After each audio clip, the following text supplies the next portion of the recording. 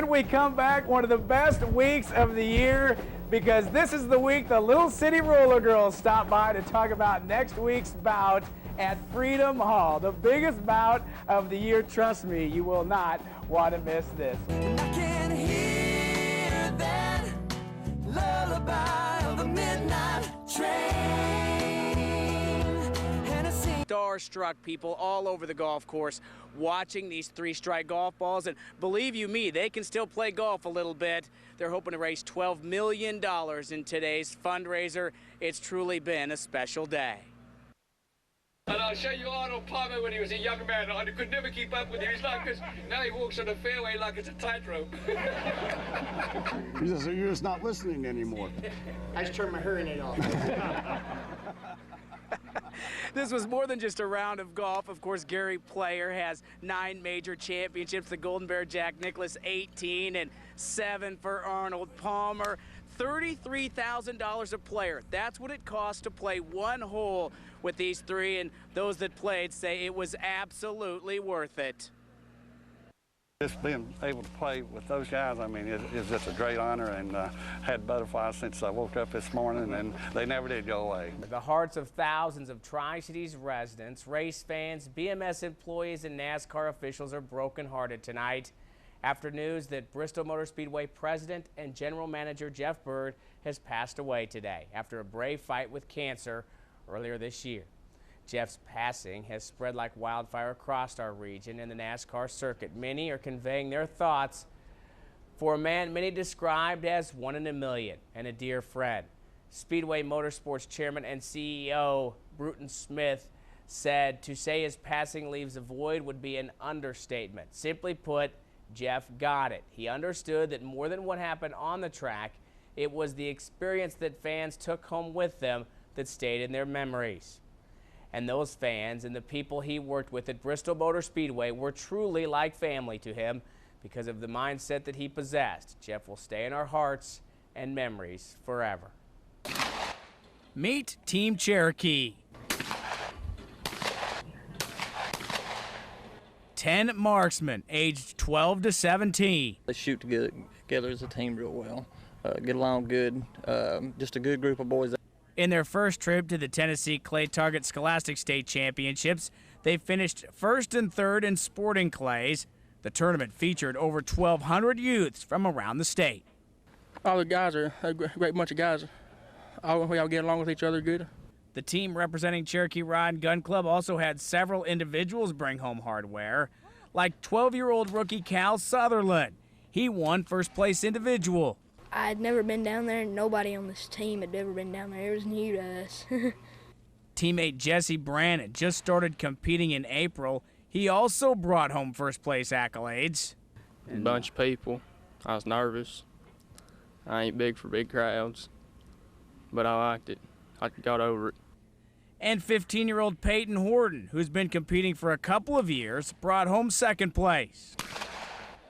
Never know what's going to happen with the birds. They can either go up with you or go down. It just depends on how the wind's doing. Now this team has its eyes on an even bigger prize. The national meet in Sparta, Illinois in late January. The Nationals is just the level of competition. I mean, you know, you're taking every state in the United States that wants to compete is in it. So from collegiate level all the way down to an intermediate. Team Cherokee will compete against 6,000 shooters from all over the country. At Wilderness Road Conservation Club, Casey Marler, 11 Connect Sports. And as you can see, very colorful, the nicknames, the uniforms, the skates. You really don't have to have a lot of experience, do you? You can just show up. Talk about how you're always looking for new players. Our new players are called Fresh Meat. I just can't get over how relaxed Larry Dixon is right now. And in a half hour, he's going to be strapped in a rocket going 320 miles an hour. When do you get in the zone? When do you get your mind right to pilot one of these hot rods? Oh, as soon as you start putting that helmet on, you start to get in that way. But as soon as that thing lights up, you know, all bets are off, game on.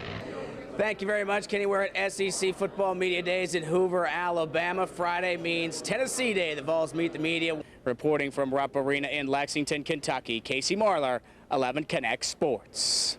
Welcome inside Kermit Tipton Stadium on the campus of Science Hill in Johnson City, Tennessee, where today we've assembled over 100 of the best high school football playing seniors in Northeast Tennessee and Southwest Virginia. It's 1st and 10. Hayden runs right, gets a block, cuts upfield, and picks up 8 yards before he coughs up the football, and it's scooped up by Bradley Strong. Bradley Strong, the Richlands Tornado.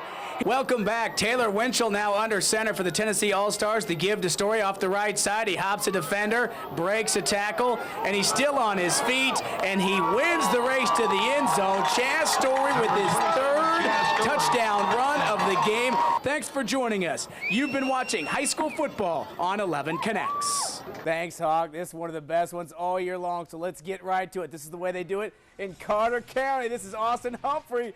Pow! Jack Tatum style with a big forearm flying. Clayton Ray feeling the brunt. Austin Humphrey knows it's not enough to run to the man. You got to run through the man. Step off. I'm doing the hump. Tonight's Crunch of the Night. Welcome back to Saturday Sports Connection. Summers Taylor Soccer Stadium playing host to the Atlantic Sun Championship today in men's soccer. Stetson taking on the ETSU Buccaneers. ETSU unbeaten on its home turf in conference games this year and 1 win away from its first postseason tournament title. Great crowd on hand, rowdy crowd on hand. We pick it up in the first half. A set piece by the Bucks. Jerron Westbrook with the header, but it goes high and wide. Nothing. 0-0, if you will.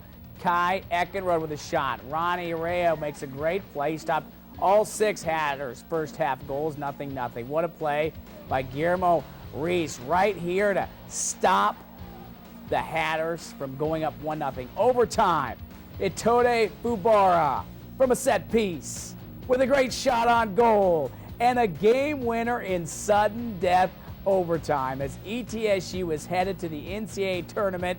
1-0 the final. We talked to Fuba and head coach Scott Calabrese later in our Saturday sit-down. A year ago, a struggling North Carolina Tar Heel team stunned the Virginia Tech Hokies on a Thursday night with a field goal at the gun to win 2017. Today, the two teams met again. This time, the Hokies trying to remain perfect in league play, while the Tar Heels trying to spoil the party again. Pick it up in the first half. North Carolina driving.